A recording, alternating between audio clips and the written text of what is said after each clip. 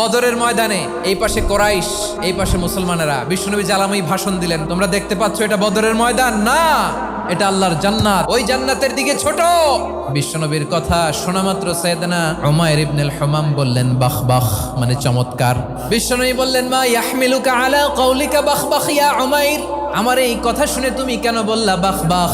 ইয়া রাসূলুল্লাহ, আপনার এই কথা শুনে আমি বড্ড খুশি হয়েছি, আর আমি প্রত্যাশা করছি আমি যদি ওই জান্নাতের মালিক হতে পারি তাহলে কতই না ভালো হতো। সুবহানাল্লাহ বলেন। বিশ্বনবী বললেন উমাইর আনতা মিন আহলিহা, তুমি ওই জান্নাতের অধিবাসী, তুমি জান্নাতি। উমাইর চিন্তা করলেন আমি জান্নাতি, নবীর মুখ দিয়ে যখন বেরোইছে ওই জান্নাতে তো আমার ঢুকতেই হবে, কিন্তু হাতে 3টা খেজুর খেয়ে যদি জিহাদের ময়দানে যাই তাহলে জান্নাতে যেতে তো দেরি হয়ে যাবে।